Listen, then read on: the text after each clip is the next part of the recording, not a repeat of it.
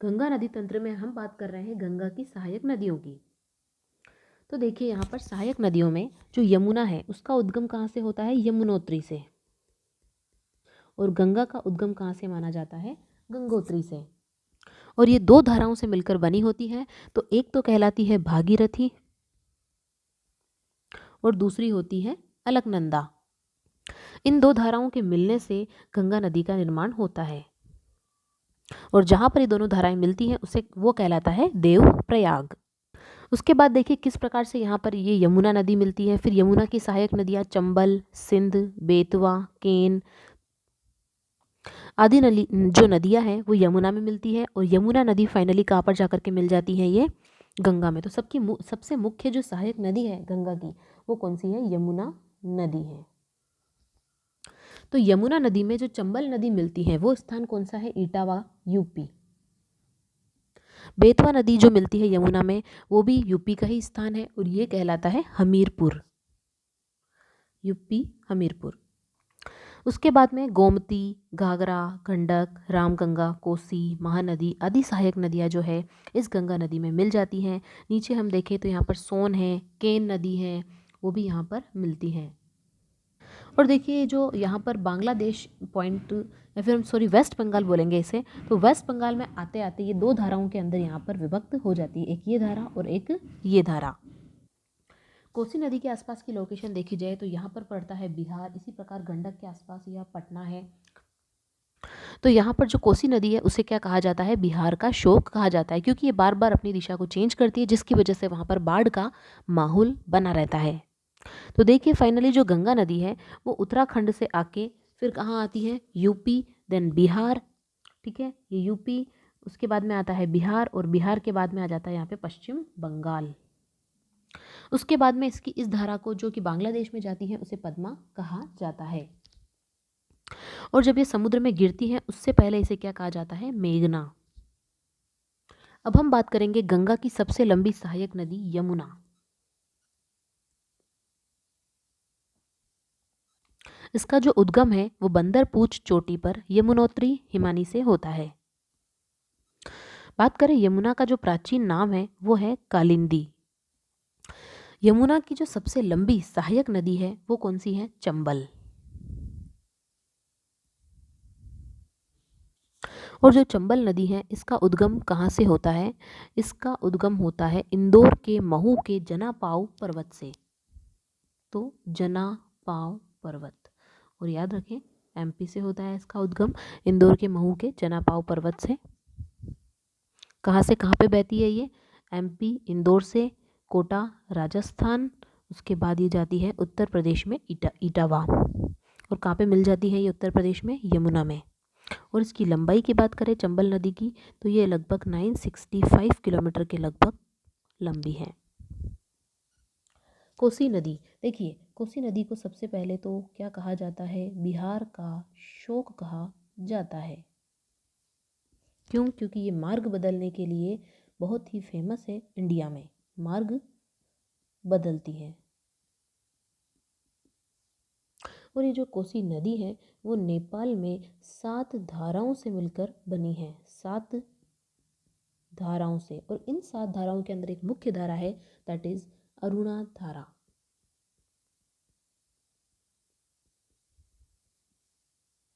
और ये जो अरुण धारा है ये कहाँ से निकलती है? एवरेस्ट पर्वत के उत्तर में तिब्बत से निकलती है। तो चूंकि इससे 7 धाराएं निकलती हैं अतः ये क्या कहलाती है? सप्त कोसी। तो एग्जाम में ये वाला क्वेश्चन जो है वो कई बार पूछा गया है कि बिहार का शोक कौन सी नदी को कहा जाता है? दैट इज कोसी, क्योंकि इसे लोग बहुत ही ज़्यादा कोसते हैं। और इसकी नदी की लंबाई की बात की जाए तो ये कितनी है? लगभग 730 किलोमीटर। बेतवा नदी यमुना की सहायक है क्योंकि ये कहाँ पर आकर मिलती है? यमुना में। दूसरी बात, इसका उद्गम कहाँ से होता है? भोपाल एमपी से। कहाँ पर मिलती है ये? तो ध्यान रखें ये मिलती है यूपी में जाकर, यूपी के हमीरपुर में यमुना से। अब सांची जो है वो कहाँ पर है? बेतवा नदी के किनारे ही है। और जो सांची का स्तूप है वो किसने बनवाया था? अशोक ने। अब बात करेंगे शारदा नदी की। इसका जो उद्गम है वो नेपाल से होता है, मिलाम हिमनद से। किसकी सहायक नदी है ये? तो घाघरा की सहायक है। और इसके 3 अन्य नाम और भी हैं जो कि फेमस हैं। देखिए, इसे अलग अलग स्थानों पर गोरी, काली व चौक के नाम से भी जाना जाता है। दामोदर नदी, इसका उद्गम होता है छोटा नागपुर पटना झारखंड से। आगे जाकर किससे मिलती है? हुगली नदी से। इसे बंगाल का अभिशाप भी कहा जाता है। ऐसा क्यों? क्योंकि इसकी वजह से अचानक बाढ़ आ जाती है। इसके तट पर मुख्य कुछ सहायक जो शहर हैं जैसे कि धनबाद है, दुर्गापुर है, धनबाद व नेक्स्ट है गोमती नदी। यूपी में ही इसका उद्गम होता है और यूपी में ही ये मिल जाती है अन्य नदी में। तो देखिए, इसका जो उद्गम है वो यूपी के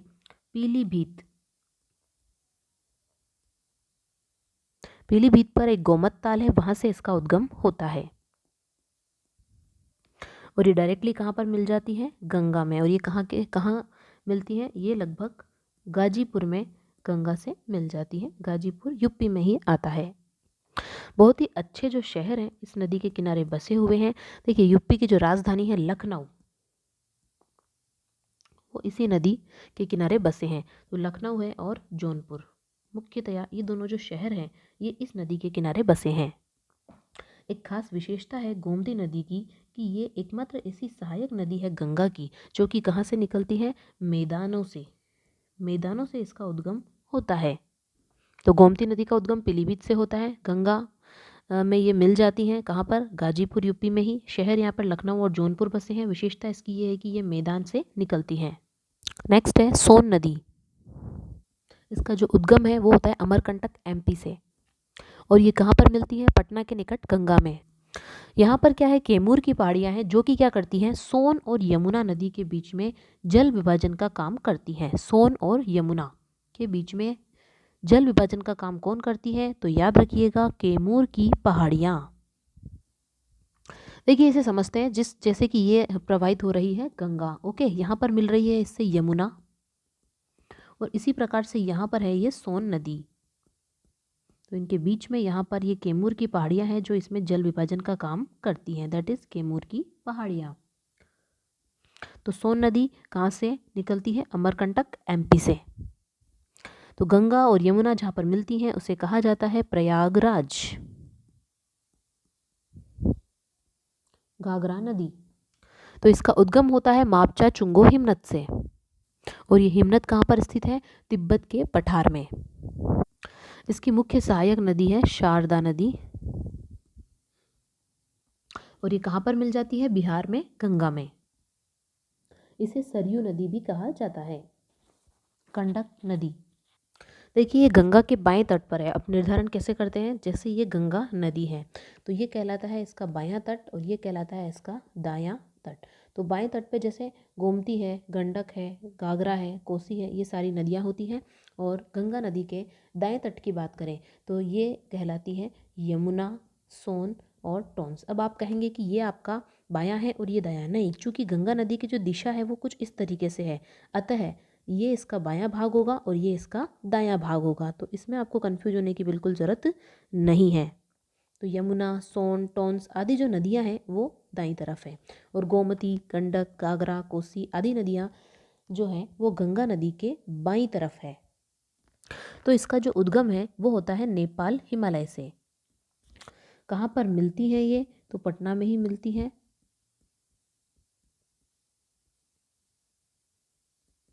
गंगा नदी से। कुछ और नदियां हैं जैसे कि रामगंगा नदी। ये जो रामगंगा है ये गढ़वाल की पहाड़ियों से निकलती है। बहुत ही छोटी नदी है रामगंगा और ये कन्नौज के निकट जो है गंगा से ही वापस मिल जाती है और इसकी लंबाई लगभग 600 किलोमीटर है। इसी प्रकार से एक नदी है महानंदा। महानंदा जो नदी है ये कहाँ से निकलती है? दार्जिलिंग की पहाड़ियों से निकलती है। दार्जिलिंग की पहाड़ियों से निकलती हैं और गंगा में ही वापस ये मिल जाती हैं। और ध्यान रहे, जो महानंदा है थोड़ी सी इम्पोर्टेंट इसलिए हो जाती है क्योंकि ये गंगा में बाएं तट से मिलने वाली अंतिम सहायक नदी कौन सी है? महानंदा है। एक प्रसिद्ध नहर भी इससे निकाली गई है। कहाँ पर? ब्रह्मदेव के निकट में, महानंदा से। इसी प्रकार से एक और नदी है पुनपुन नदी। ये जो पुनपुन नदी है इसका उद्गम मध्य प्रदेश के पठारी भाग से होता है और ये गंगा की दाहिनी तट की एक सहायक नदी है। और ये कहाँ पर मिलती है? पटना के निकट गंगा नदी में ये मिल जाती है पुनपुन नदी। तो ये सभी ये हुई गंगा की सहायक नदियाँ। तो एक नज़र में हम जान लेते हैं कि गंगा की जो सहायक नदियाँ हैं वो कौन कौन सी है। देखिए, यमुना है, चंबल है, केन है, कर्मनाशा है, पुनपुन है, सोन है, रामगंगा है, गोमती, घाघरा, गंडक, कोसी, महानंदा आदि इसकी सहायक नदियां हैं। अब हम आते हैं ब्रह्मपुत्र नदी तंत्र। ब्रह्मपुत्र नदी तंत्र, देखिए ये जो नदी है वो विश्व की सबसे बड़ी नदियों में से एक है और ये जो नदी है उसका उद्गम होता है मानसरोवर झील के निकट चेमायुंग ग्लेशियर से। कैलाश पर्वत श्रेणी में स्थित है ये और मानसरोवर झील के निकट है चेमायुंग ग्लेशियर। अब ये वहाँ से कहाँ पर आती है? तिब्बत की तरफ, और तिब्बत में इस नदी को कहा जाता है सांगपो। उसके बाद भारत में प्रवेश करती है ये असम घाटी और यहाँ पर इसे कहा जाता है ब्रह्मपुत्र।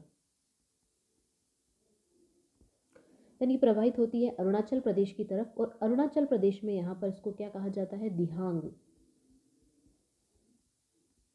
फिर ये मुड़ जाती है बांग्लादेश की तरफ और लास्ट में अंत में प्रवाहित होती है ये बंगाल की खाड़ी में।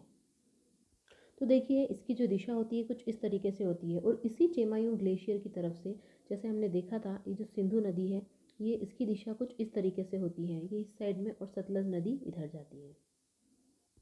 जो कि सतलज नदी कहाँ से निकलती है? राक्षसताल झील से और ये चेमायुंग ग्लेशियर के निकट ही होता है। तो इसकी बेसिक डिटेल जान लेते हैं हम। देखिए उद्गम होता है इसका चेमायुंग ग्लेशियर मानसरोवर से। अब भारत चीन सीमा पर इसे सांगपो नाम से जाना जाता है। सांगपो। तिब्बत में इसे यारलांग जाल्पो के नाम से जाना जाता है। अरुणाचल प्रदेश में इसे दिहांग के नाम से जाना जाता है और लास्ट में यह जाती है बांग्लादेश में। तो बांग्लादेश में इसे जाना जाता है यमुना नदी के नाम से। सॉरी, यमुना नहीं, इसे बोलते हैं जमुना। इस प्रकार से ये चीन, भारत और बांग्लादेश इन 3 देशों में ये बहती हैं। ब्रह्मपुत्र नदी की लंबाई देखें तो टोटल इसकी जो लंबाई है वो है 2900 किलोमीटर। फुल लंबाई तो है 2900 किलोमीटर। और यदि बात करें भारत में इसकी कितनी लंबाई है तो याद रखें 1346, यानी कि लगभग 1350 किलोमीटर इसकी लंबाई भारत में है। अब एक इम्पोर्टेंट बात याद रखें कि विश्व का सबसे बड़ा नदी द्वीप जो माजुली है वो कहाँ पर है? ब्रह्मपुत्र नदी की धारा के मध्य स्थित है। माजुली नदी द्वीप कहाँ पर स्थित है? ब्रह्मपुत्र नदी के बीचों बीच स्थित है माजुली नदी द्वीप, जो कि विश्व का सबसे बड़ा नदी द्वीप है। इस द्वीप के उत्तर में स्थित है लखीमपुर और दक्षिण में स्थित है जोरहाट। एक बार फिर से देखेंगे हम इसे अलग अलग जगह किस नाम से इसे जो है पुकारा जाता है। ओके, तो सबसे पहले बात करते हैं हम, यहाँ से ये शुरू होती है, ठीक है। तो यहाँ पर इसे बोला जाता है सियांग। उसके बाद जैसे ये यहाँ पर प्रवेश करती है तो इसे बोला जाता है दिहांग और यहाँ पर आते आते इसे बोला जाता है ब्रह्मपुत्र। नेक्स्ट ये क्या कहलाती है? जमुना। कहाँ पर? बांग्लादेश में। उसके बाद में यहाँ पर कौन सी नदी आकर के मिलती है? तीस्ता नदी। तीस्ता नदी के बाद में यहाँ पर मिलती है इस तरीके से गंगा नदी, जिसे क्या कहा जाता है? पद्मा। और फाइनली यहाँ पर मेघना इसमें मिल जाती है और उसके बाद ये कहाँ पर गिर जाती है? बंगाल की खाड़ी में।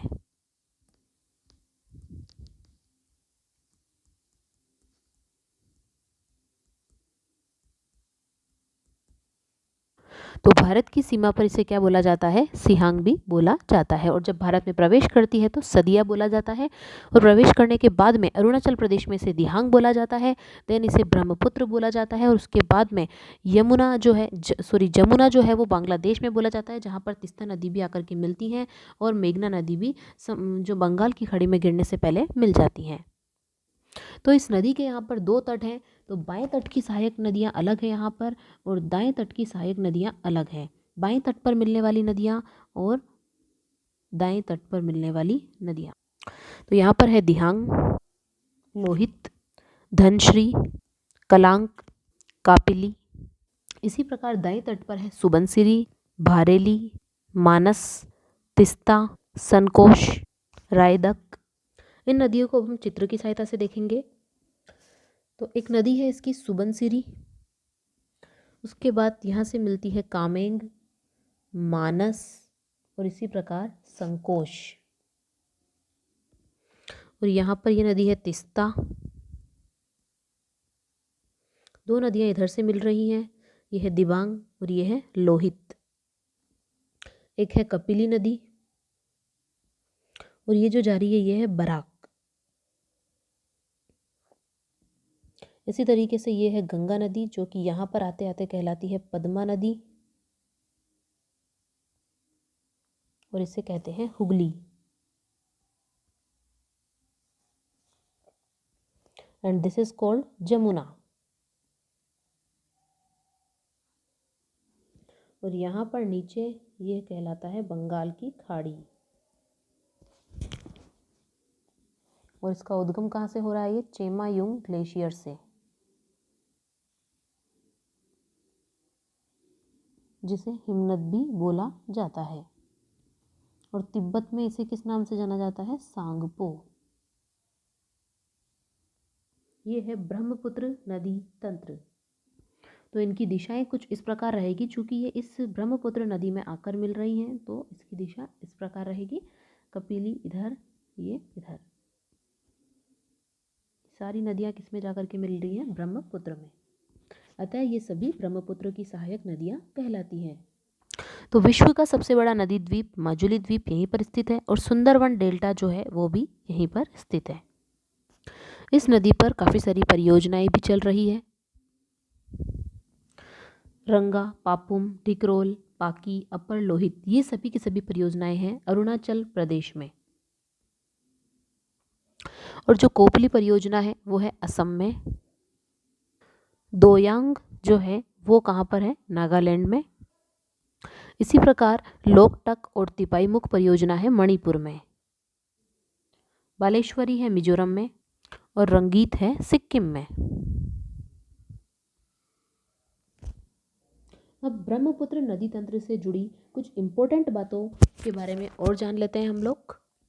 तीस्ता नदी इसकी एक प्रमुख सहायक नदी है। तो देखिए ये कंचनजंगा पर्वत से इसका उद्गम होता है। एक शहर इसके किनारे बसा हुआ है, उसका नाम है जलपाईगुड़ी।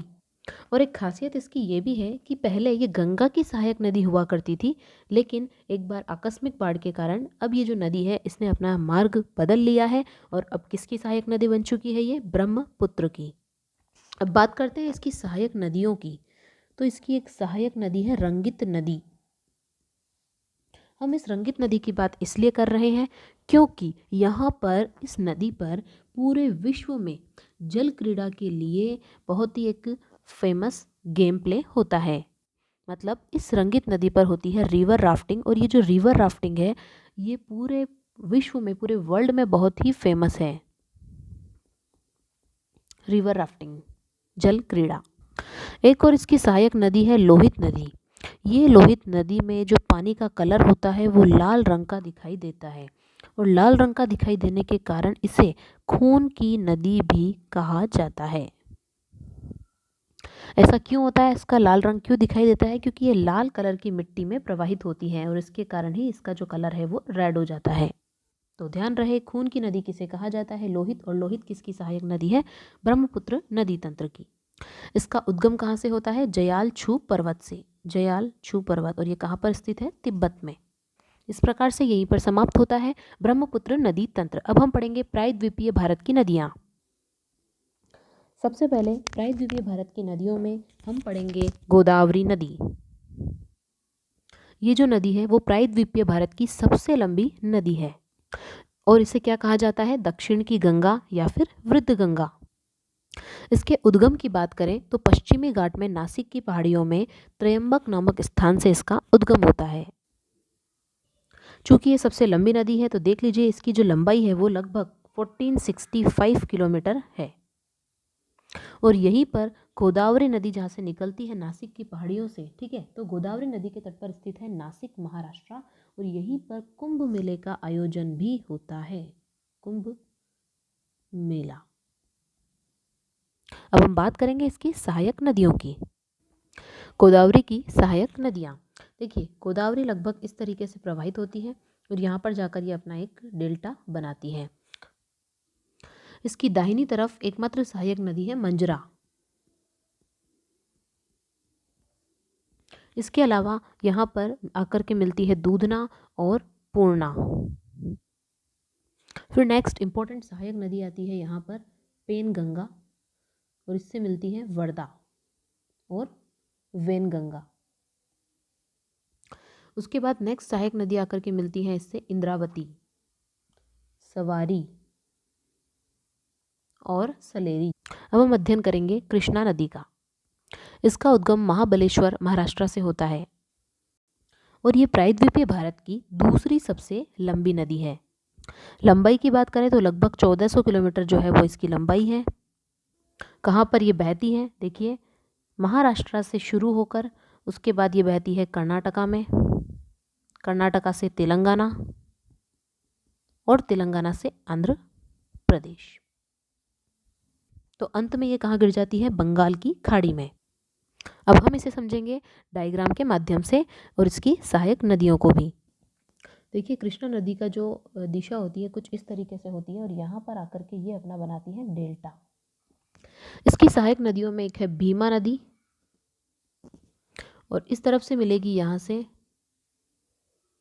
तुंगभद्रा। तीन नदियों के मिलने से देखिए ये जो नदी है ये कहलाती है वाराड, ये कहलाती है तुंगा और ये कहलाती है श्रद्धा। तो याद रखें मुख्य सहायक नदियां हैं इसकी भीमा और तुंगभद्रा।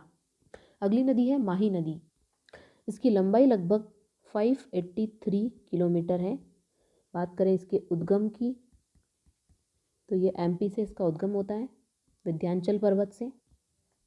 तो ये एमपी से होती हुई राजस्थान और राजस्थान से गुजरात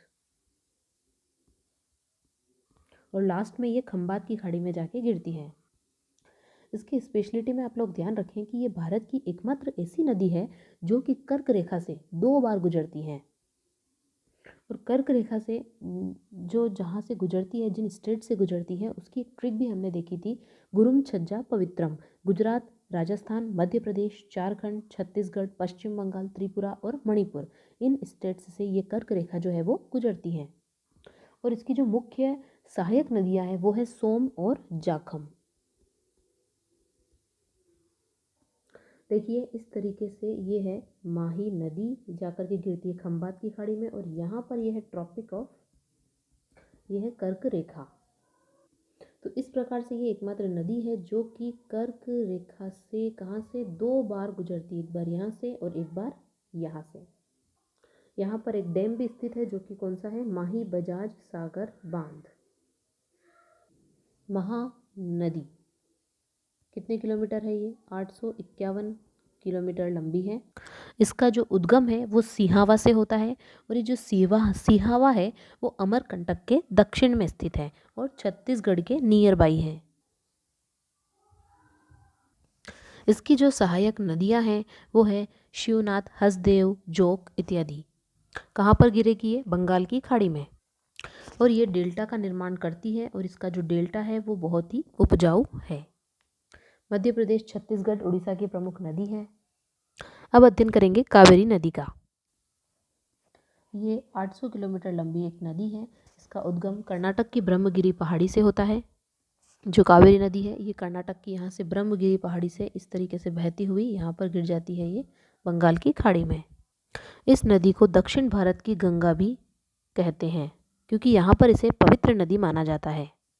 तो देखिए ये सबसे पहले कर्नाटक से शुरू होती है, उसके बाद में तमिलनाडु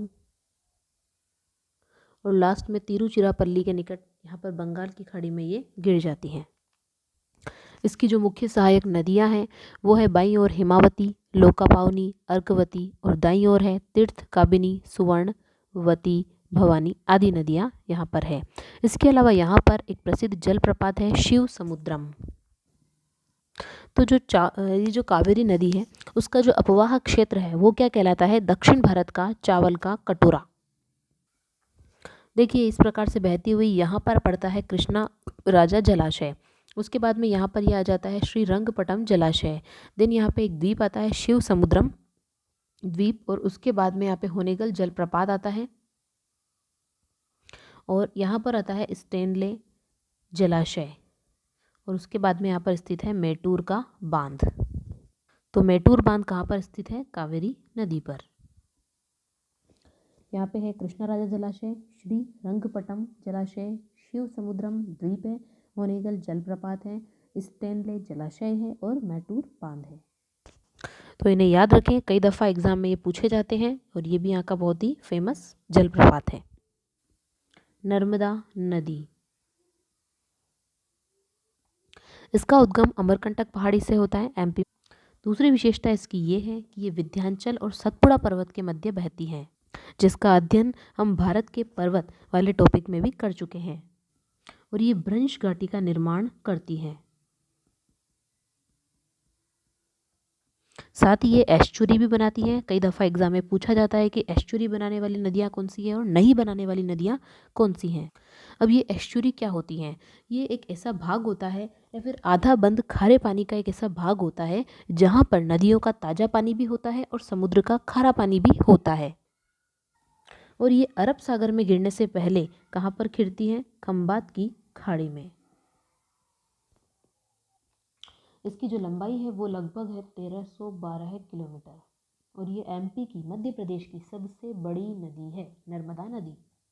और हमने पर्वत वाले टॉपिक में ये भी पढ़ा था कि जो अमरकंटक पर्वत शिखर है वो कहाँ पर है? मेकाल पर्वत श्रेणी पर। साथ ही ये पश्चिम की ओर प्रवाहित होने वाली सबसे लंबी नदी भी है, और इसकी मुख्य बातों में ये बात भी जानने वाली है कि ये क्या करती हैं? धुआंधार जलप्रपात का निर्माण करती हैं, जिसे कपिल धारा भी कहा जाता है, और इसकी जो ऊंचाई है वो कितनी है? 23 मीटर, काफ़ी ऊंची इसकी ऊंचाई है। तो याद रखें ये जो नदी है ये एस्चुरी बनाती हैं। अब आती है ताप्ती नदी। देखिए वही सबसे पहले हम इसके उद्गम की बात करेंगे, तो ये बैतूल जिले से, कहाँ पे? मध्य प्रदेश के बैतूल जिले से इसका उद्गम होता है, और वो भी सतपुड़ा से। इसकी लंबाई की बात करें तो ये लगभग 724 किलोमीटर लंबी है, और इम्पोर्टेंट बात यह है कि ये भी एस्चुरी का निर्माण करती हैं, एस्चुरी का निर्माण करती हैं। और ये कहाँ से? एमपी से स्टार्ट होकर महाराष्ट्र, और महाराष्ट्र से ये लास्ट में कहाँ पर स्टेट में जाती हैं? गुजरात में, और उसके बाद ये खंबात की खाड़ी में गिर जाती हैं। अब एक चीज़ आपसे ये पूछा जा सकता है कि ताप्ती नदी के किनारे कौन सा शहर बसा हुआ है? तो याद रखें गुजरात का एक अच्छा शहर है सूरत, वो इस नदी के किनारे बसा हुआ है। पेरियार, पेरियार जो है वो केरल की सबसे लंबी नदी है। कहाँ गिरती है ये? अरब सागर में। तो नदियां हैं मांडवी और जुआरी, ये दोनों ही नदियां गोवा की नदियां हैं, और ये कहाँ पर गिरती हैं? अरब सागर में।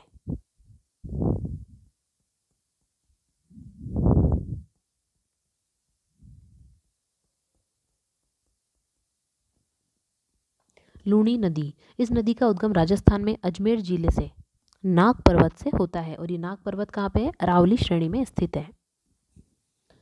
अजमेर जिले के दक्षिण पश्चिम में स्थित अरावली पर्वतमाला के नाग पर्वत से इसका उद्गम होता है, और जो लूणी नदी है वो राजस्थान का सबसे बड़ा नदी तंत्र है।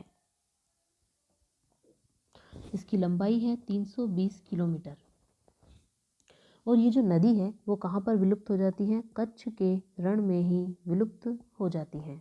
सरस्वती, जवाई, सूखड़ी आदि इसकी सहायक नदियाँ हैं। एक और छोटी नदी है दैट इज साबरमती। इसके किनारे एक प्रमुख शहर बसा हुआ है दैट इज अहमदाबाद, जो कि कहाँ का है, गुजरात राज्य का अहमदाबाद। इसकी लंबाई कम ही है जो कि लगभग 416 किलोमीटर है और ये कहाँ से शुरू होती है, राजस्थान के मेवाड़ पहाड़ियों से, और लास्ट में ये कहाँ गिर जाती है, खंबात की खाड़ी में गिर जाती है साबरमती नदी। और कई जो जानकार हैं उनका ये मानना है कि इसकी जो लंबाई है वो 320 किलोमीटर है। तो यहाँ पर मतभेद हो सकता है 320 किलोमीटर और 416 किलोमीटर में। कुछ और नदियाँ हैं, आइए जानते हैं उनके उद्गम स्थल के बारे में। प्रायद्वीपीय भारत की ही ये नदियाँ हैं जो कि बंगाल की खाड़ी में गिरती हैं। तो सबसे पहले हम यहाँ पर देख रहे हैं स्वर्ण रेखा नदी। देखिए इसका जो उद्गम है वो रांची के दक्षिण पश्चिम पठार से होता है। ये भी सेम रांची के दक्षिण पश्चिम पठार से ही इसका उद्गम होता है, ब्राह्मणी नदी का। वैतरणी नदी का जो उद्गम है वो ओडिशा के क्योंझर पठार से होता है। अब ये जो पेन्नार है, इस पेन्नार नदी का उद्गम कर्नाटक के कोलार जिले में स्थित नंदी दुर्ग पहाड़ी से होता है। कोल्लार कर्नाटक, नंदी दुर्ग पहाड़ी। और जो वैगई है उस नदी का उद्गम तमिलनाडु राज्य के मदुरै जिले में वर्षानंद पहाड़ी से होता है। तो इस प्रकार समाप्त होती है अपनी प्रायद्वीपीय भारत की जितनी भी नदियाँ थी। इसी प्रकार देखिए यहाँ पर जो प्रायद्वीपीय भारत की नदियाँ हैं, यहाँ पर कई परियोजनाएं भी हैं, जैसे कि नर्मदा घाटी परियोजनाएं हैं। ठीक है, ये कहाँ कहाँ पर है, कौन से राज्य में, ये जरूर आपको पढ़ना चाहिए। जैसे महाराष्ट्र, एमपी, गुजरात, राजस्थान में ये नर्मदा घाटी परियोजना है। इसके अलावा ककरापार जो है वो गुजरात में है। काली नदी परियोजना की बात करें तो कर्नाटक में, इडुक्की परियोजना केरल में, हीराकुंड परियोजना इंपॉर्टेंट है उड़ीसा में, बाली मेला उड़ीसा में, निजाम सागर तेलंगाना में, मचकुंड आंध्र प्रदेश और उड़ीसा में। आदि परियोजनाएं जो हैं वो इन नदियों के ऊपर चल रही है।